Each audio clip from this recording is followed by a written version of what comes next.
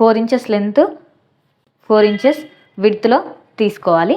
ఈ different colour ఉంది కదా, దీని యొక్క లెంత్ వచ్చేసి 3 ఇంచెస్ 4 ఇంచెస్ క్లాత్ ఉంది కదా, ఈ క్లాత్ని ఇలా ఫోల్డ్ చేసుకోవాలి. మాత్రం ఇలా స్టిచ్చింగ్ అనేది చేసుకోవాలి. చూడండి, ఈ విధంగా ఒక్కొక్క పీస్ని స్టిచ్చింగ్ అనేది చేసుకోవాలి. షేప్ ఉంది కదా, మనం స్టిచ్చింగ్ చేసిన సైడ్ ఇలా ఎల్ షేప్ వస్తుంది కదా, ఈ ఎల్ షేప్ని ఇలా పెట్టుకోవాలి. ఇలా పెట్టుకొని ఈ ఎల్ షేప్లో ఈ లైన్ ఉంది కదా, ఇలా స్ట్రైట్ లైన్, ఈ స్ట్రైట్ లైన్ మీద మనం ఇంకొక పీస్ తీసుకొని ఈ పీస్ని చూడండి ఇలా పెట్టుకోవాలి.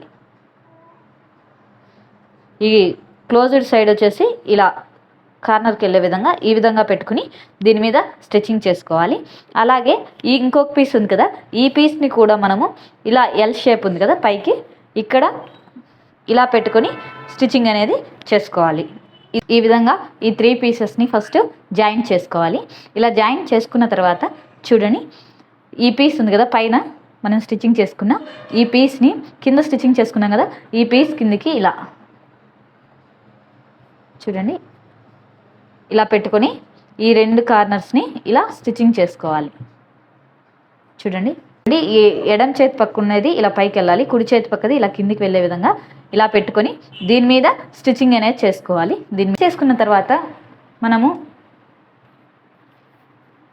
ఈ విధంగా నీడిల్ తీసుకొని థ్రెడ్ తీసుకోవాలి. ఒక సైడ్ నుంచి చూడండి ఈ విధంగా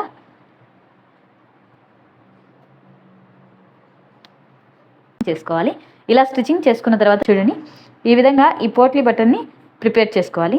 ఇలా ప్రిపేర్ కదా, దీన్ని ఇలా దగ్గరికి లాక్కోవాలి. దారం మొత్తాన్ని కూడా ఈ విధంగా హ్యాండ్తో ఇలా అనుకుంటూ ఇలా దగ్గరికి లాక్కోవాలన్నమాట.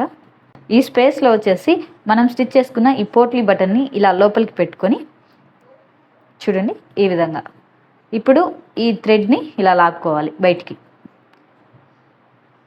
ఈ విధంగా స్టిచ్చింగ్ చేసుకున్న తర్వాత మీరు తీసుకున్న ఈ పోట్లీ బటన్ ఉంది కదా, దీని మీద ఇలా పెట్టుకొని పైన స్టిచ్చింగ్ అనేది చేసుకోవాలి.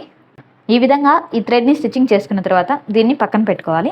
మనం వచ్చేసి ఇలా ఫోల్డ్ చేసుకొని ఈ కార్నర్స్ని ఇలా పెట్టుకొని ఇటు సైడ్ కూడా సేమ్ ఇలాగే పెట్టుకొని ఈ కార్నర్స్ అనేవి ఇలా వి షేప్లో స్టిచ్చింగ్ అనేది చేసుకోవాలి. చూడా పెట్టుకోవాలి. ఇలా పెట్టుకొని ఈ క్లాత్ ఉంది కదా, దీన్ని కూడా ఇలా ఫోల్డ్ రివర్స్లో పెట్టుకోవాలి. వీటిని ఇలా పెట్టుకుని దీని మీద ఇలా క్రాస్గా స్టిచ్చింగ్ అనేది చేసుకోవాలి, రివర్స్ చేసుకోవాలి.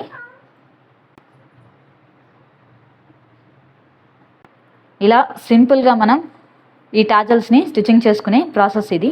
మీకు ఫుల్ వీడియో కావాలంటే లింక్ వచ్చేసి ఈ వీడియో డిస్క్రిప్షన్లో ఉంటుంది, చెక్ చేసుకోండి.